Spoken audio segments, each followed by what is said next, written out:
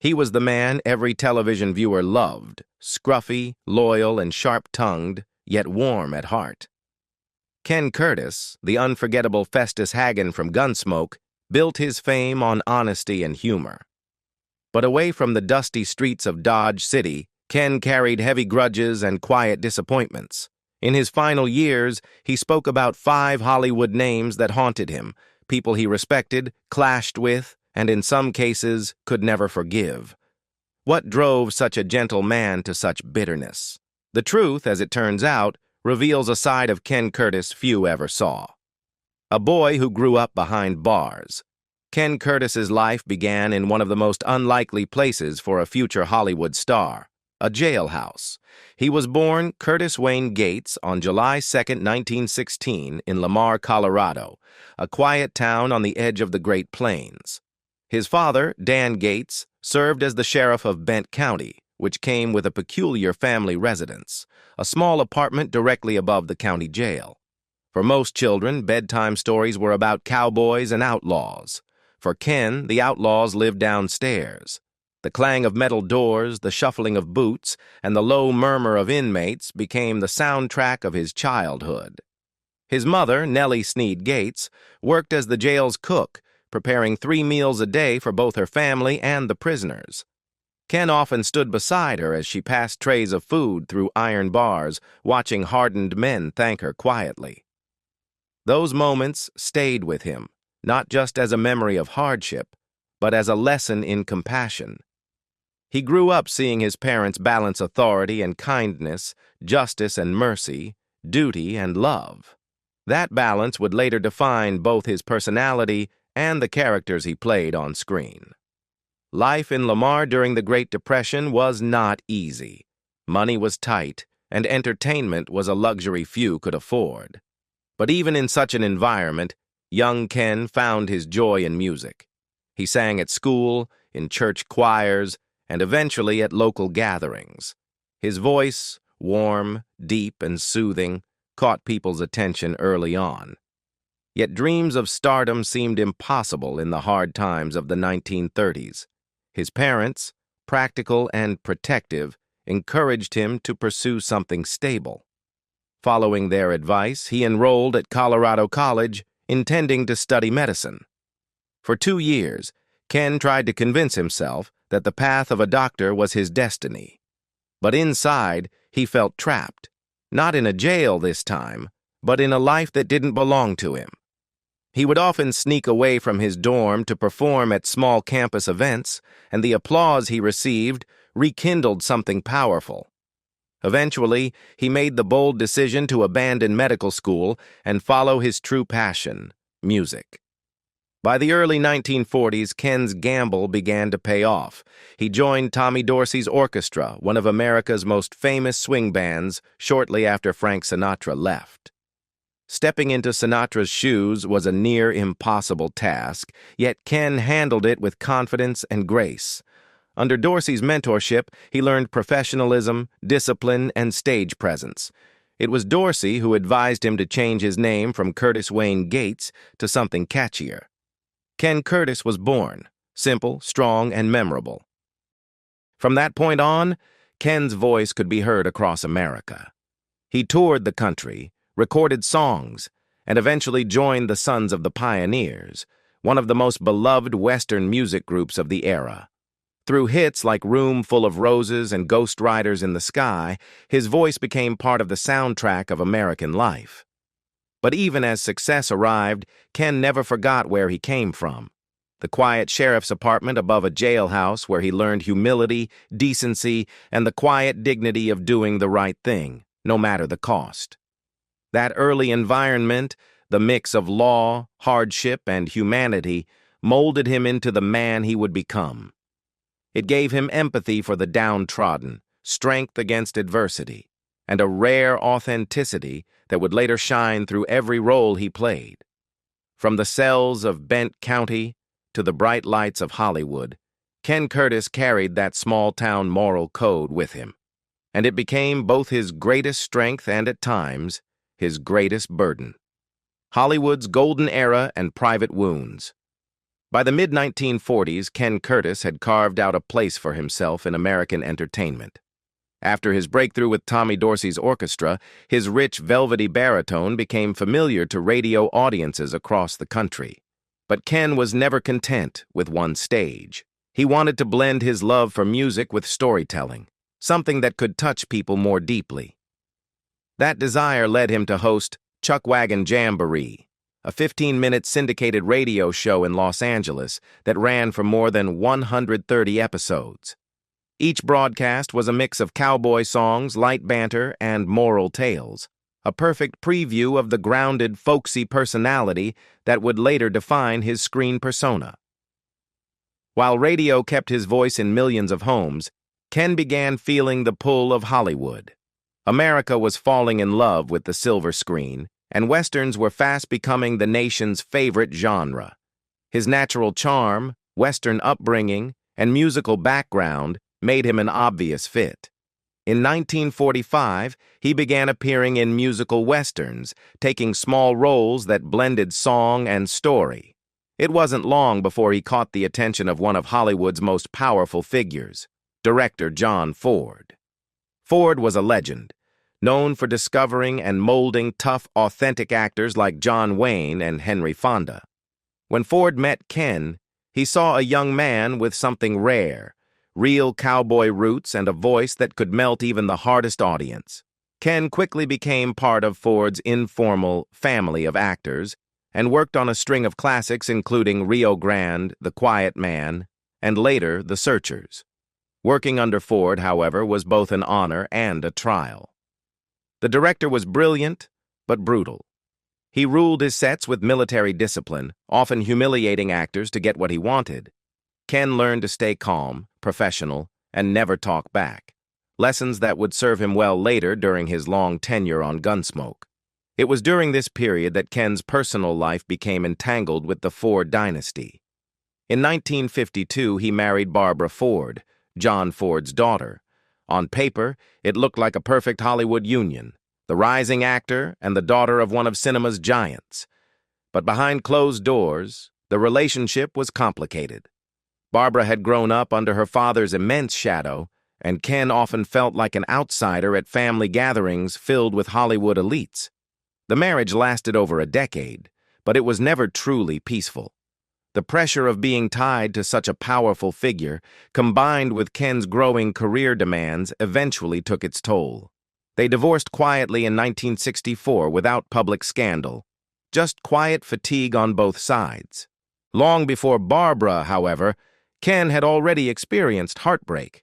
His first marriage, to actress Lorraine Page in 1943, took place when both were young and hungry for success. The relationship burned bright and fast but couldn't survive the constant separations caused by wartime tours and show business schedules.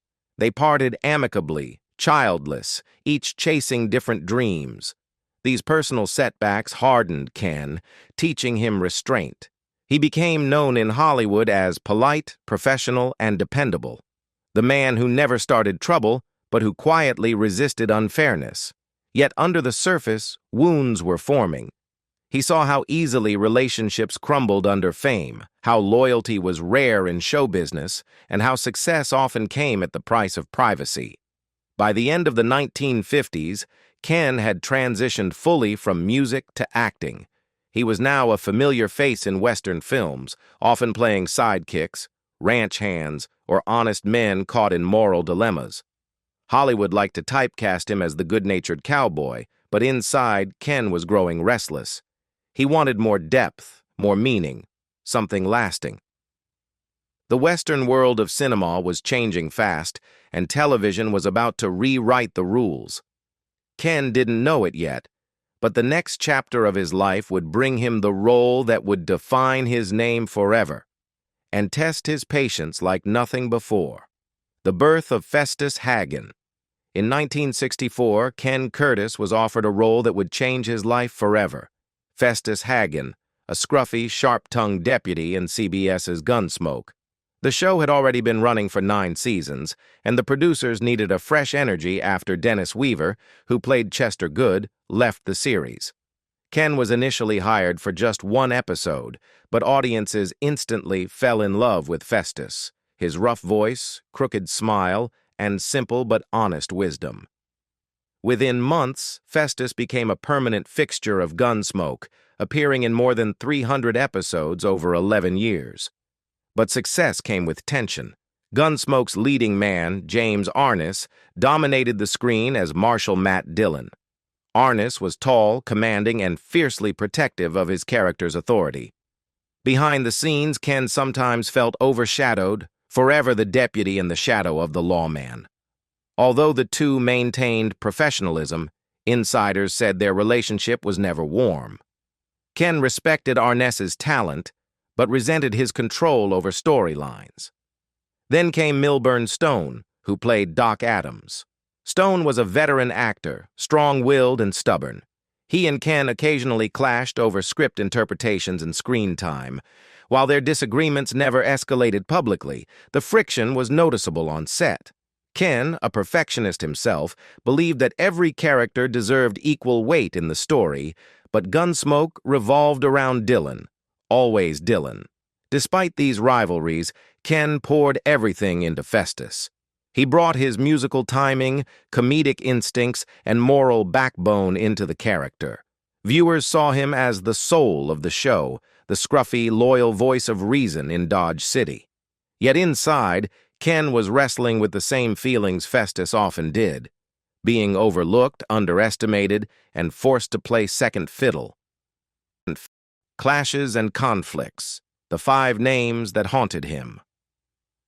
As Gunsmoke grew into one of television's longest-running dramas, tensions behind the scenes grew too.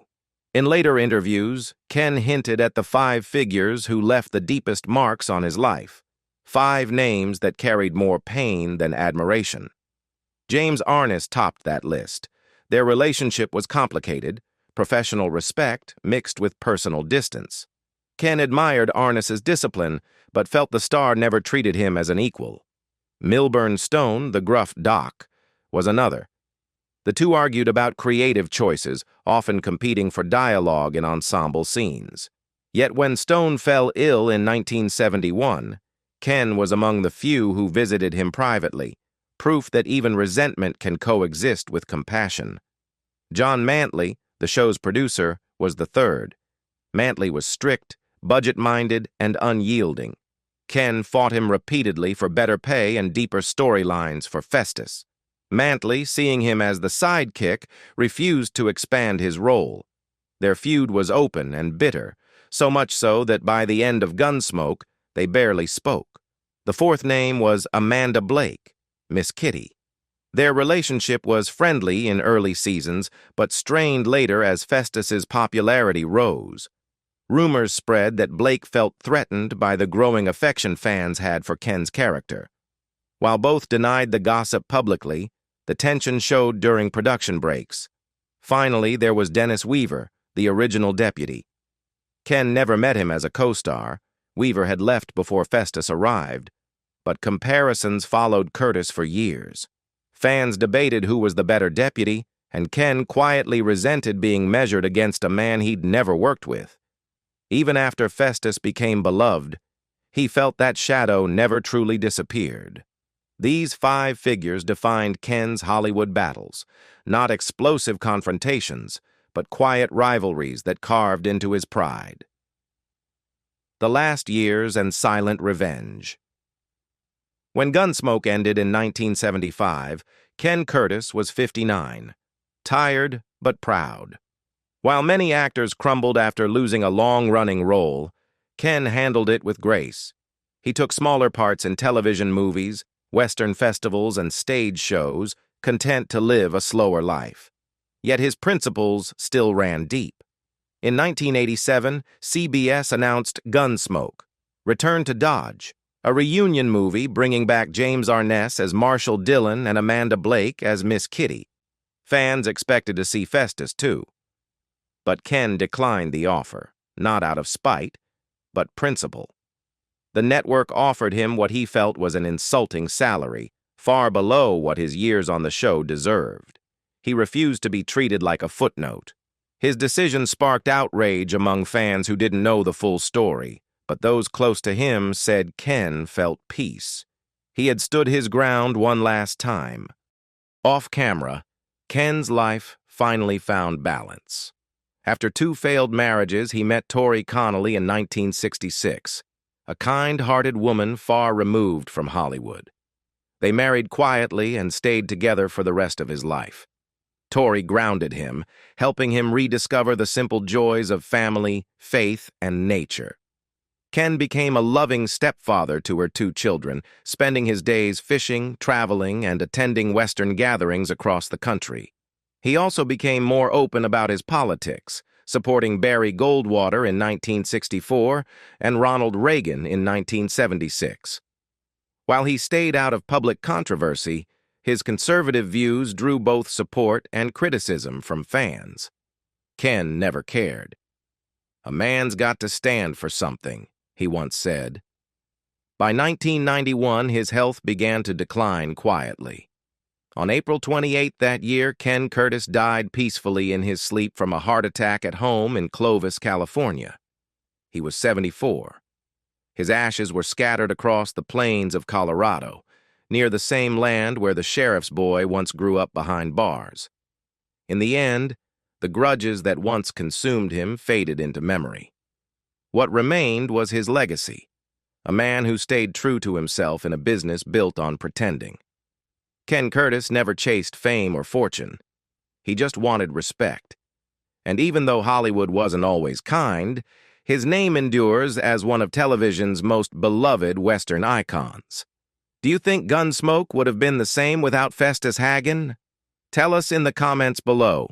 And don't forget to like and subscribe for more stories about Hollywood's hidden legends.